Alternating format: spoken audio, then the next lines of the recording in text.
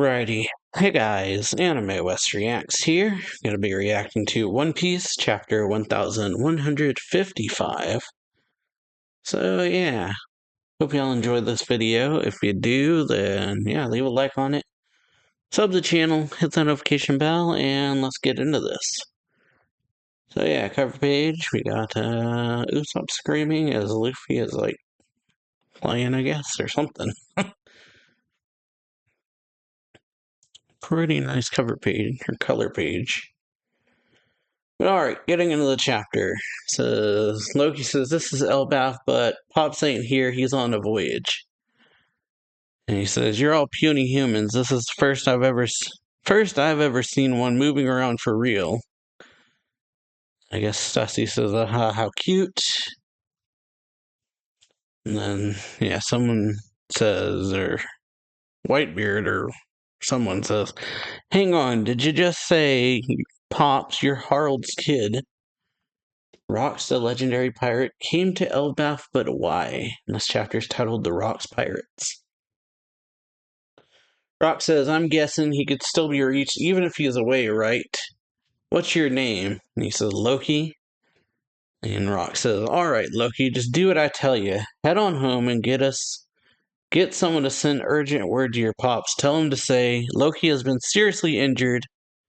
You've got to return to Elbaf at once. And then Loki yells, watch your mouth. Do I look like I take orders from a human? He says, you seriously expect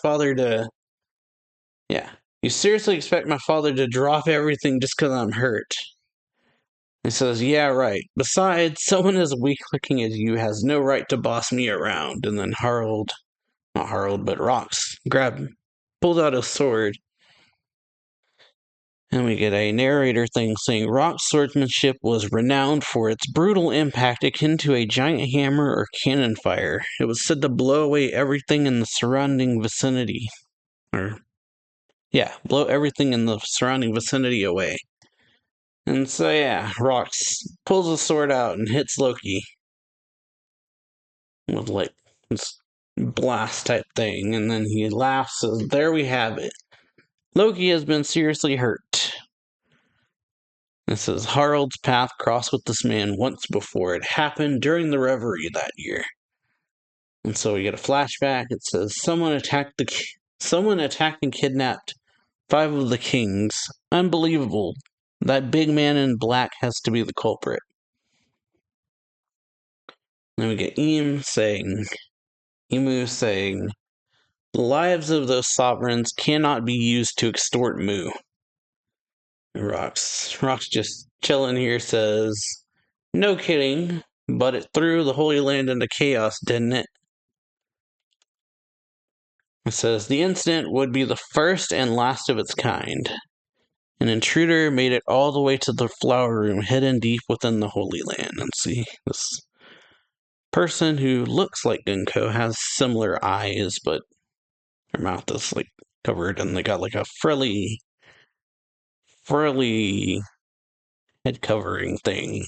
None have it, is what spoiler said, but I guess something like that. But yeah, then the narrator says, the man claimed to be a Davy Jonesian pirate. He knew there was nothing he could do in that moment, so he withdrew with these words. Just wait, one day I'll be back.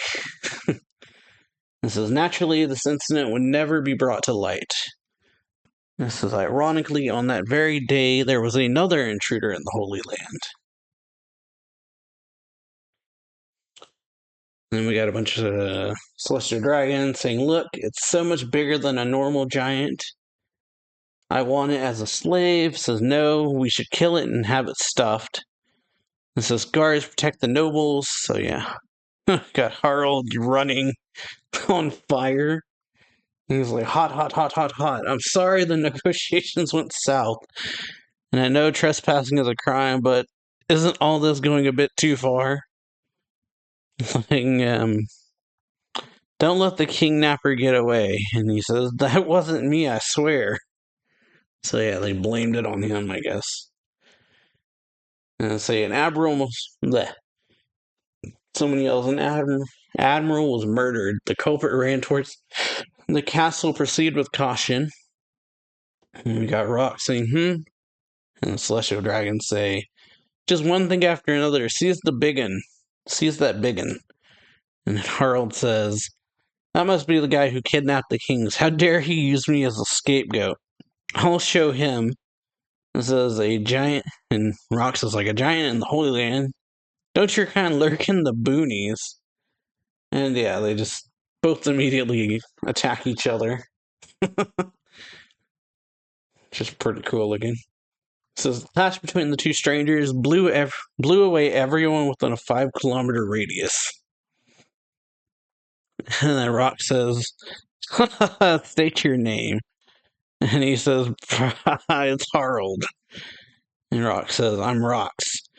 Angle your next strike toward the town. They'll enslave you if you get caught. And he says, why? Or Harold says, why? And Rock says, don't ask questions. Yeah, and so he's like, why? Yeah. Or you hear screaming. And Harold says, how do I get to Elbath? And he says, Rock says, the new world is that way. If you survive this, let's meet again, Harold. And so yeah, it just jumps off the red line, I guess. Or, well, where the gondolas are anyway. It says, don't be ridiculous, as if I'd ever associate with a criminal like you. And yeah, Rock's like, what the? Are you seriously just gonna jump off the edge? Apparently he did. It says Rox had taken down a Navy admiral just moments earlier. Despite all the efforts to save him, the admiral did not survive. It was deemed the most grievous of sins. In the blink of an eye, Rock's infamy boomed. The event sent a powerful shockwave through the seas. And so yeah, we got Rox's bounty poster, or wanted poster. And I feel like it looks very much Blackbeard, but I didn't say it was his dad, so it makes sense that it looks very much like Blackbeard. But yeah, narrator, sometime later, a ship carrying a great amount of celestial tribute to Mary Joa was attacked. The gates of justice were destroyed and the attacker fled the scene. The stolen funds were later used to support Rox's pirate activities. Until that point, Rox had always acted against the world government, but after that he started to target pirates too. In the world of pirates, there exists a long-standing tradition known as Davy Back fights. Pirates' crews would compete in a series of matches, wagering their flags or even their crewmates in a truly ruthless game. So yeah, we got see Rox doing a bunch of these. It says Rox used this tradition to build his entire crew. They had won many scoundrels to their side before they even had a flag. And so yeah, someone says, I got an amazing guy, you'll lose it when you see him. And so Rox saying that, and it says after that they made their way to Elbath. And so we're at OS Castle. He says, oh no, I rushed home as fast as I could, but I'm glad you've already turned the corner on your recovery, thank goodness. I know that you're strong, Loki, but you shouldn't wander into the realm of the dead. You got lucky with nothing more than that after falling off that cliff. There's plenty more danger just lurking deeper inside. So yeah, Loki's thinking, Dad really came back. Has to be a coincidence. He couldn't have come for me. And then, yeah, Harold says, Rox, I heard all about your crime. What are you doing here? He says, I missed you, Harold.